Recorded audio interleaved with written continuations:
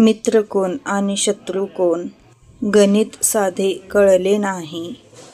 नाही भेटला कोण असा ज्याने मला छळले नाही. सुगंध सारा वाटीत गेलो मी कधीच दरवळलो नाही. ऋतू नाही असा कोणताही ज्यात मी होरपळलो नाही. केला सामना वादळाशी त्याच्यापासून पळालो नाही.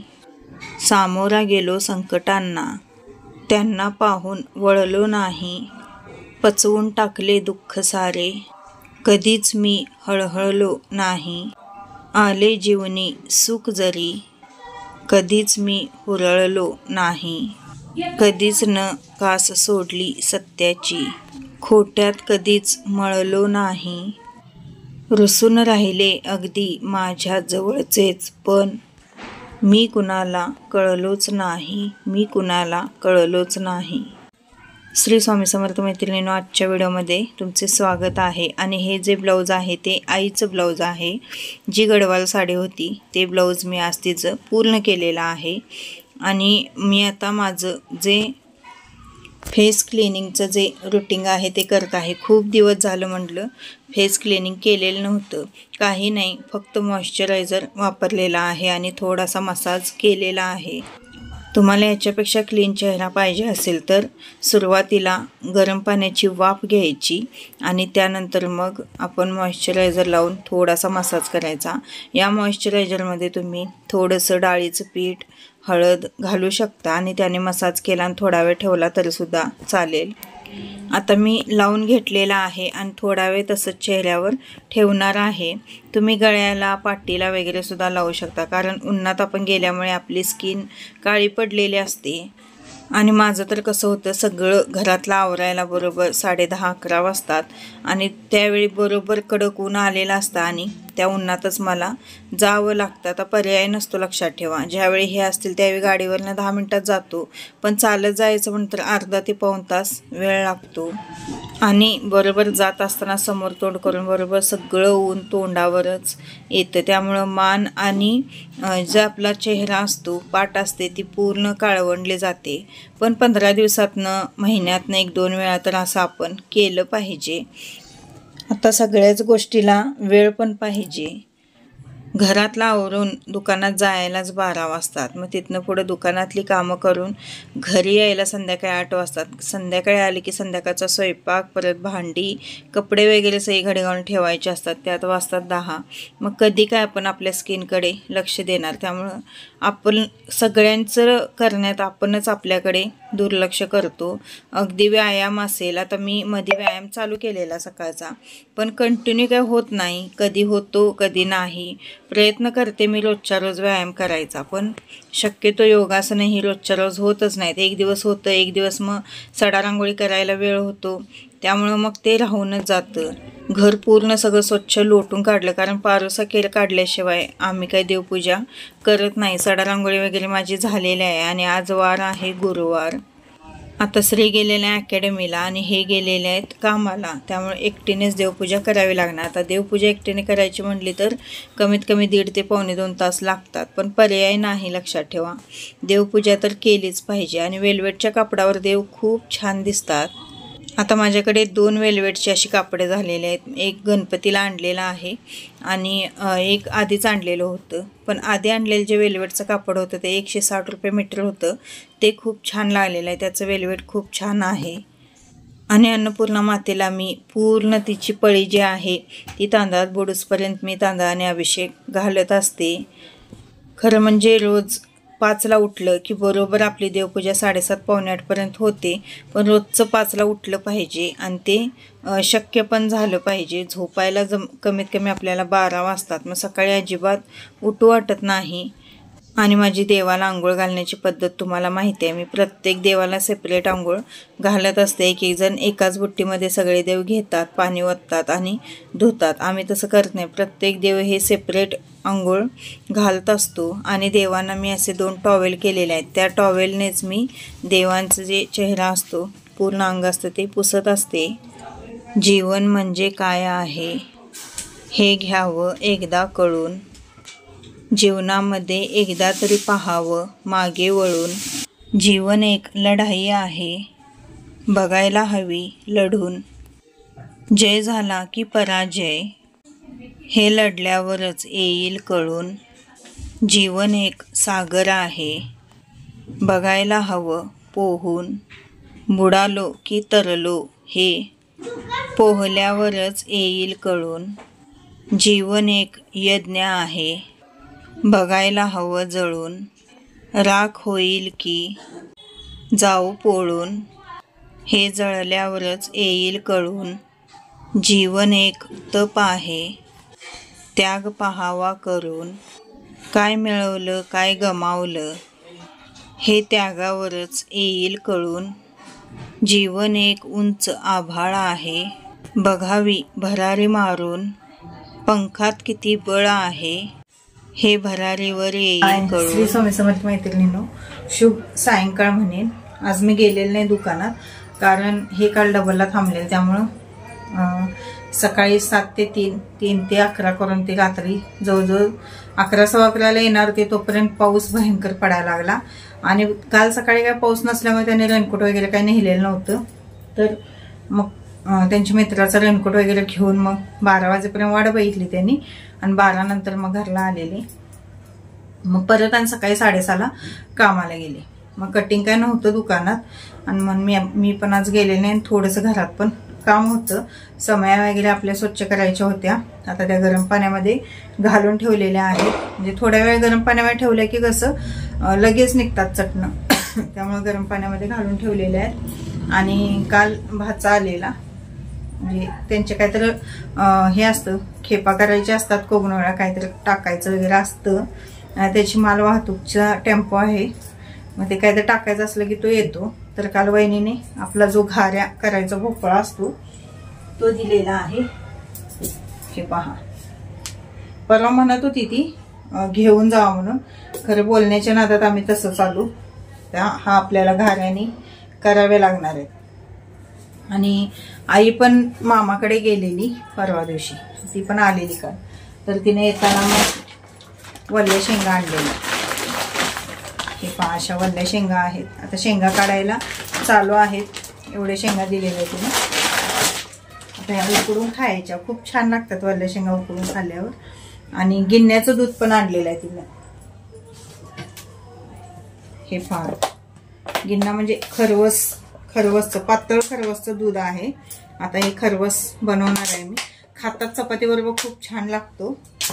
आणि वहिनीने हे पण दिलेलं आहे, कच्चा भोपळा यातला भाजी करायला दिलेला आहे. चला, आज मी माझं थोडक्यात रुटीन, स्किन केअर सगळं दाखवलेलं आहे. व्हिडिओ कसा वाटला काय वाटला ते सुद्धा कमेंटद्वारे नक्की कळवा. आता मला वाटतंय तुळशीचे लग्न 1 काय 2 तारखेला आहेत. तुळशीचे लग्न आमच्यात काही तुळसच नाही, त्यामुळे काय लग्नाचा प्रश्नच येत नाही. कारण इथं तुळस मी जिथं भाड्याने वगैरे राहत होते तिथं लावत होते आणि लग्न सुद्धा करत होते. पण आता इथं तुळस लावायला जागा नाही. जागा नसल्यामुळे कुठं लावणार. आणि मी आलेल्या वर्षी वरती, म्हणजे मी भाड्याच्या राहत होते तिथं ती तुळस मी अशी कुंडीत लावलेली होती, तीच मी तशीच वरती नेऊन ठेवलेली. मग त्या वर्षी तेवढं मी लग्न केलेलं.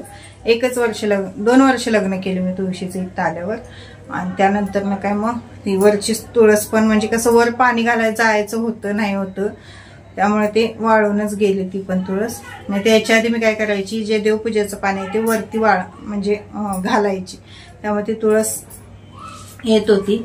खरं ते आता वाळून गेली तुळस. माझा तुळसच नाहीये म्हटलं कसं म्हणजे. आणि लावायला आपल्या दारात अंगणात जर जागा असली तर लावून मग त्याचं लग्न वगैरे करता येतं. आणि तुळशीचं लग्न हे करावं, चांगलं असतं असं म्हणतात बघा. म्हणजे ज्या घरात तुळशीचे लग्न म्हणजे करतात त्या घरातल्या मुलांची लग्न होण्यास कोणताच अडथळा येत नाही असं म्हणतात. त्यामुळं तुळशीचं लग्न हे करावं, चांगलं असतं.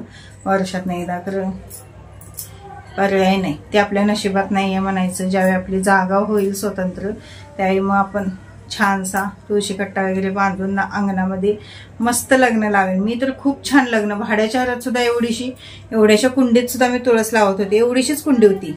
आता आम्ही लग्न झाल्या राहत होतो तिथं चाळ होती, जवळजवळ 10 कुळं होतो आम्ही. 10 कुळामध्ये सुद्धा म्हणजे तिथं पण जागा नव्हती, एवढासाच असा बोळ होता, म्हणजे इकडं 5 घर आणि इकडं 5 घर अशी होती. तेवढ्याशा ह्याच्यात पण मी छोटीशी अशी फरशी ठेवून त्याच्यावर कुंडी ठेवून त्याला ऊस वगैरे लावून, ऊसाला माळा ह्याच्या झेंडूच्या फुलांच्या लावायच्या, खूप छान सजवून वगैरे तुळशीला सजवायचा आणि मस्तच लग्न करत होते. पण शेवटी सगळ्या गोष्टी आपल्या नशिबात असाव्या लागतात, लक्षात ठेवा. आणि जे आहे ते आहे असं मी तर म्हणजे आज आपल्याजवळ जे आहे ते त्यातच समाधान मानायचं, म्हणजे नाही आहे ते त्याचं दुःख करत काय बसायचं नाही आहे असं मी ठरवलेलं आहे. आता त्यावेळी जागा होती, सगळं होतं लावायला, पण भाडं जात होतं. आज आपलं भाडं जात नाही, पण जागा नाही आहे तुळस लावायला. तर कोणती नाही कोणती तर तुम्हाला एक कमतरता ही राहते, त्यामुळे एवढं काय हे करत बसायचं नाही. शेवटी देवाच्या जर मनात असली कोणती पण सेवा करून घ्यायची तर ती, आणि कसं असतं ज्यावेळी ज्या गोष्टी व्हायच्या त्याच वेळी त्या गोष्टी होणार. म्हणजे आपल्याला सगळ्या गोष्टी पाहिजेल असतात, पण ते आपल्या मनासारखं सगळं होत नसतं, लक्षात ठेवा. कुठं नाही कुठं तरी ऍडजस्टमेंट ही करावी लागते, कुठं नाही कुठं तर म्हणजे आपल्या मनाला आपण थांबवावं लागतं की बाबा आपण इथंच थांबलेलं बरं आहे असं. तर चला, आजचा व्हिडिओ कसा वाटला काय वाटला ते कमेंटद्वारे नक्की कळवा. श्री गेलेला आहे जिमला आणि हे आलेले आहेत कामावरनं, चहा वगैरे घेतला त्यांनी आणि दुकानात गेलेले आहेत. उद्याचं कटिंग वगैरे त्यांनी ठेवणार आहे आणि चपात्या वगैरे झालेल्या आहेत, भाजी करायची, अजून भात करायचा आहे, तेवढं करणार. आणि मग खरवस जरासा बनवायचा आहे. खरवसमध्ये आता बिस्किट घालायचे पार्लेची, कारण हा पातळ खरवस आहे, म्हणजे वडीचा खरवस नाही आहे, पातळ आहे. तर त्यात थोडीशी बिस्किट घालायची, म्हणजे थोडासा घट्टपणा चांगला येतो त्याला. कसा बनवते काय बनवते ते सुद्धा नक्की दाखवते तुम्हाला. व्हिडिओ आवडत असतील तर प्लीज चॅनलला सबस्क्राईब करा आणि व्हिडिओला लाईक आणि कमेंट करायला विसरू नका, कारण तुमच्या लाईक कमेंट माझ्यासाठी खूप महत्वाचे आहे. जीवन एक गीत आहे, बघायला हवं गाऊन. सूर जुळतात की बेसूर, हे गीत गायल्यावर येईल कळून. जीवन एक स्वप्न आहे, बघावे डोळे उघडे ठेवून. स्वप्नपूर्ती होते की अपूर्ती, हे स्वप्न पाहिल्यावरच येईल कळून. चांगलं वाईट काहीतरी होणार. हे आहे चिकाचं दूध, तर हे सगळ्यात आधी आपण गाळून घ्यायचं. गाळणी घेतलेलं आहे.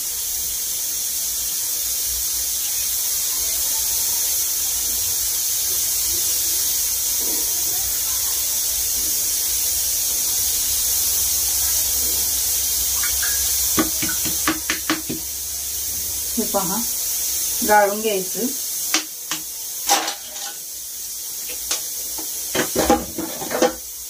आणि त्यानंतर गूळ खिसून घेऊ शकता किंवा चिरून घेऊ शकता. तर मी चिरून घेतलेलं आहे, ते ह्यामध्ये घालून घ्यायचा. यामध्ये पार्लेची बिस्किट 2 घातला तरी सुद्धा चालेल, किंवा जे आपलं गव्हाचं पीठ असतं बघा ते घातला तरी सुद्धा चालेल. आता मी इथे काय नाही घालणार, असं ढवळणार आहे मी. यामध्ये एक जण दुसरं दूध सुद्धा ऍड करतात, पण मी काहीच करणार नाही. मी आता याला असं व्यवस्थित हे मिक्स करून घ्यायचं आहे. दुधात गुळ मिक्स झाल्याशिवाय अजिबात गॅसवर ठेवायचं नाही. आणि इकडं माझी भाजी झालेली आहे आणि इकडं मी ज्या ओल्या शेंगा होते त्या उकडायला ठेवलेल्या आहेत. चपात्या झालेल्या आहेत, भात आहे सकाळचा. आता एवढा खरवस बनवला की मग तो चपाती सोबत खातात. हे सगळं व्यवस्थित मिक्स करून घेते. गुळ आपण चिरला किंवा हे खिसला तर कसं होतं, पटनं गुळ विरघळला जातो. त्याच्यासाठी गुळ चिरून किंवा खिसूनच घ्यायचा. असं ढेकळ गुळाचं घालायचं नाही, कारण मग ते व्यवस्थित बारीक होत नाही.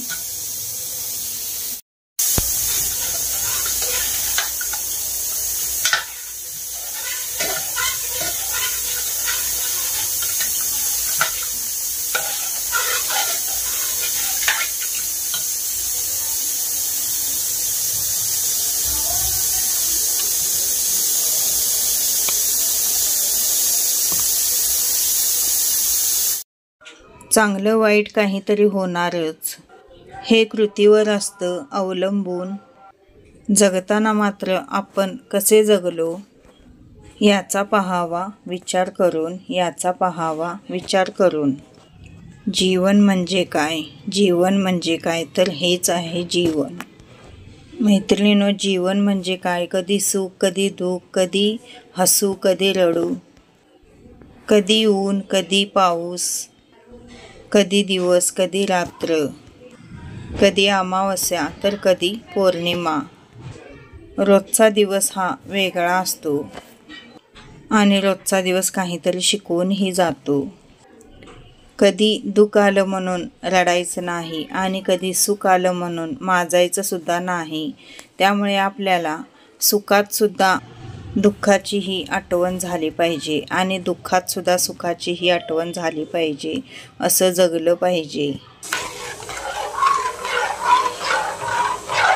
असं गॅस मोठा करायचा आणि एकसारखा हलवायचा आहे. जोपर्यंत दूध फुटत नाही तोपर्यंत एकसारखं हलवायचं आहे. बिस्किट घातल्यावर सुद्धा खूप छान म्हणजे कलर पण येतो आणि थोडंसं घट्ट पण होतं ते.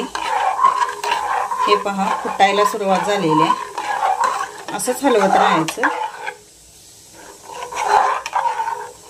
खूप छान लागतं.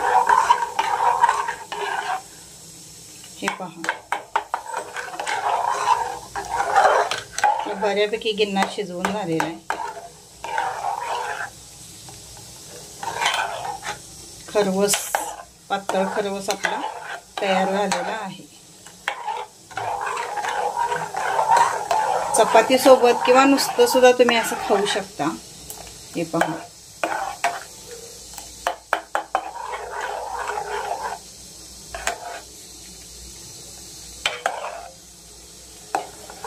घट्ट खरवस असतो त्याचा आपल्याला लाडू सुद्धा बांधता येतो. घट्ट खरवसचे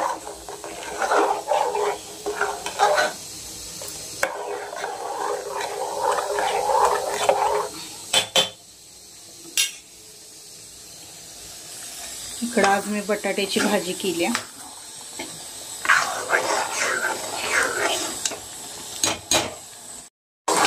झालेला आहे आपला खरवस तयार.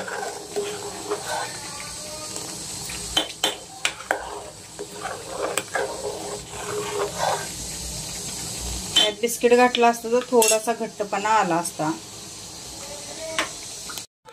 आता संध्याकाळचे वाजले जवळजवळ 9 ते 9:15 आणि श्री आणि हे दोघेही आलेले आहेत.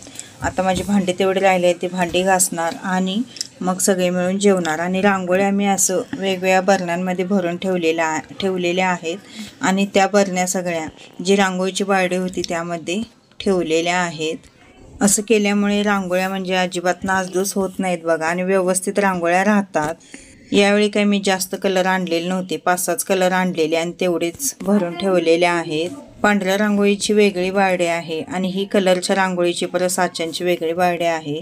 चला तर मैत्रिणींनो, भेटूया उद्याच्या व्हिडिओमध्ये. तोपर्यंत श्री स्वामी समर्थ.